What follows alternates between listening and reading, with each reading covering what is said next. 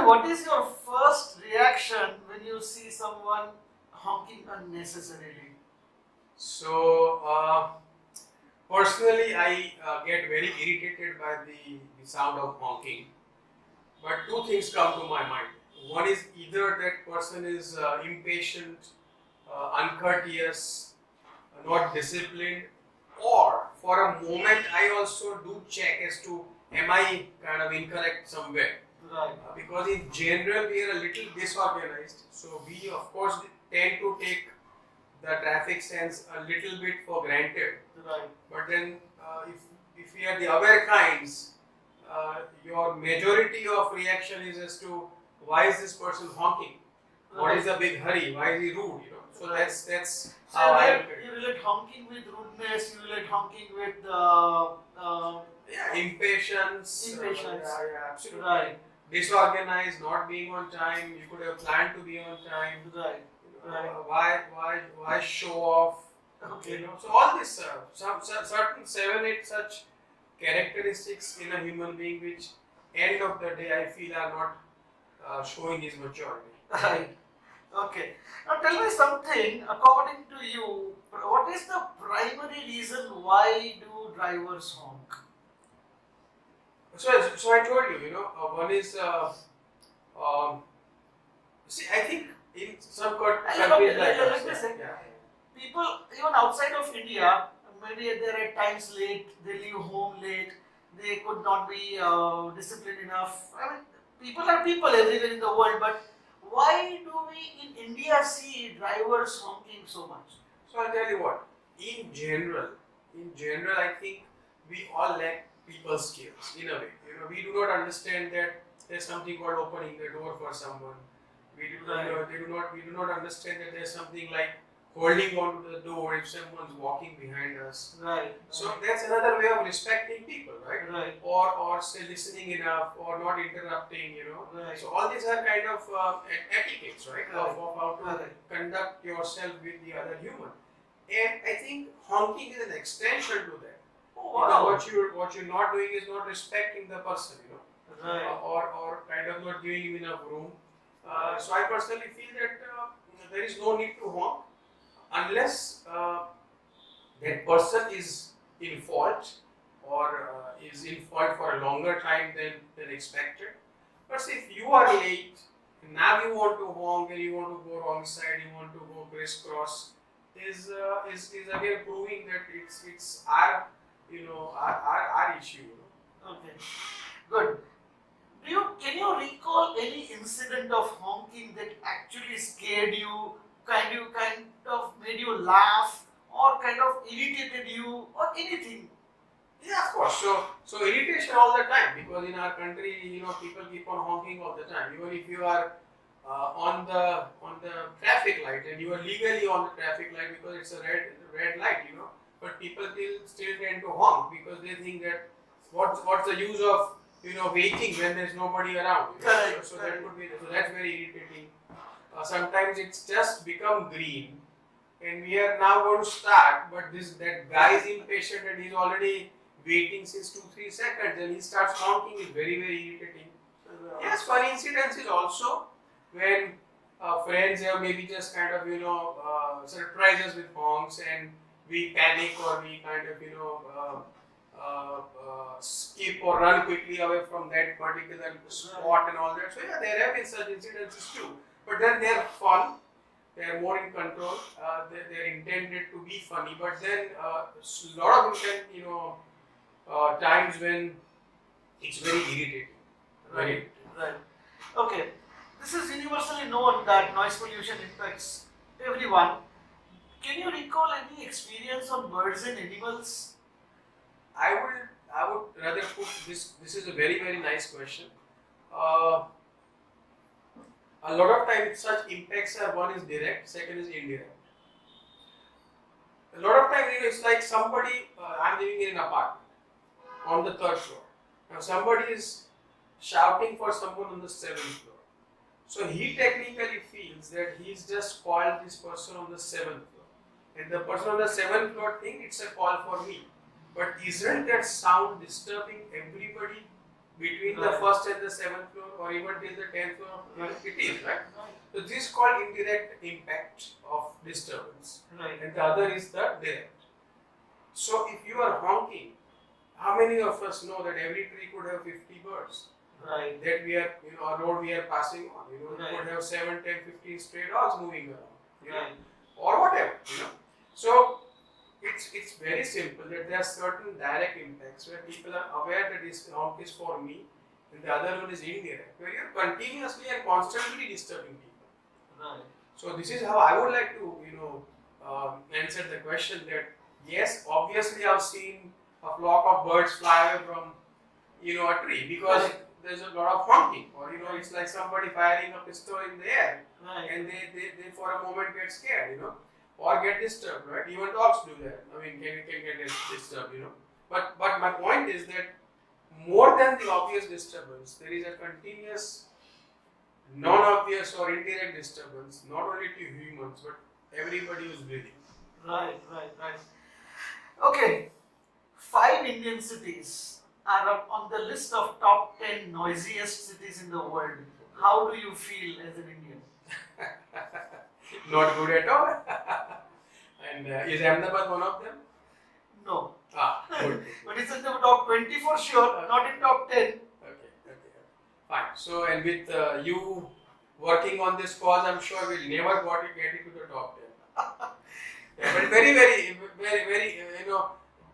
if I really think seriously, I put honking against a lot of unwanted, wrong, immature characteristics of a human being. And it's not good news to be, amongst that crowd who is indirectly showing that we are a huge bunch of people who are disorganized, not disciplined, irritated in life, which is not good news. Right. Okay. You have been abroad. I mean to say you have spent some time of your life outside of India. Tell me your experience abroad and here in India when you walk on the road. Yeah, so it's phenomenal there. Not only for this one obvious reason, I think somehow people are very organized. That's one. Disciplined in terms of planning their time because they know that they can't break rules, they can't honk, they do not have an option. So they better plan themselves better. Right. Okay. Because of the enforcement of the law also. Right. And so it's in the culture to be organized, to be on time, so not to honk or go wrong way or to overtake the wrong way and all that. And somehow for that reason, the experience is very pleasant. And I feel this discipline could be reflecting on the nature, which is all the greenery, the plantation, the trees, the birds, and everything. Right. So the experience is not only about the sound, Right. but the pollution, which is also letting the others be, which includes the trees and the plants and the Right. animals. Right. And hence, the wholesome experience becomes a lot better. Right. Okay. Somehow, sometimes we feel that honking has become the new Indian language. Do you agree? Yeah, so let's add a word, that new Indian language of abusing. Okay. Yeah, absolutely. So it is, it's so funny that, it is a language, and it's a language which is irritating, which is kind of abusive in nature. So it's like if I am ready to move, to leave for wherever I'm going in the evening, and my wife is still on the 3rd floor, the language that we use is a honk, right? That's right. Instead of calling her on mobile or instead of waiting for next 5 minutes, I keep Right. on pressing my Car horn. Yeah, right. Why? Because my way of telling her that I'm waiting for you. Right. But today Right. I realize that I am actually disturbing the entire apartment Right. with that. Correct. Yeah, so that's a very interesting question. Correct. And do you think the time has come where we start giving priority towards reduction in noise pollution based out of honking? Do you think should we start giving it a priority? Fantastic, because what I've heard, is that honking is the biggest cause of pollution. That's right. Okay, and hence absolutely should be taxable because it's not necessary. In turn, it's not only going to help us be pollution free in terms of noise, but become organized in life. Because now we know that we can't be late, we can't be rushing, we can't be breaking laws, because we are going to get taxed. Right. And then it probably becomes a part of our culture. So absolutely, I fully agree with you that there should be some price to be paid for breaking a law, Okay. and I fully agree with that. Right. Okay. For example, if every vehicle in India on road, if the horn is replaced by that bamboo, how would that be? uh, we would have fitter human beings because Okay. they have fitter Biceps. forearms and biceps. Just to put it on the on a lighter note, but uh, funny thought, because it becomes inconvenient. It becomes where you're putting in efforts, and I'm very sure a lot of us would use less of it Correct. because it's coming with some effort. But Right. here you just kind of Thumb of a press of a thumb. So it's funny, but yeah, and I love the shape of the horn actually. Okay, the bamboo. Yeah, the bamboo. Yes. Okay. All right. And the last question, that is, how do you think we can get rid of this issue of excessive honking? How do you think we can resolve this? So awareness is one, of course, but we've seen a time that most of we human beings, as we've discussed sometimes, is get motivated by only two things. One is fear and another is dream. Right. So the awareness can work on the dream part, that I want to be a better human being. Right. But fear is probably A better driver. Yeah, right. And if you see everywhere, I mean, we know we are supposed to wear a mask, but then there is a 1,000 rupee fine. Correct.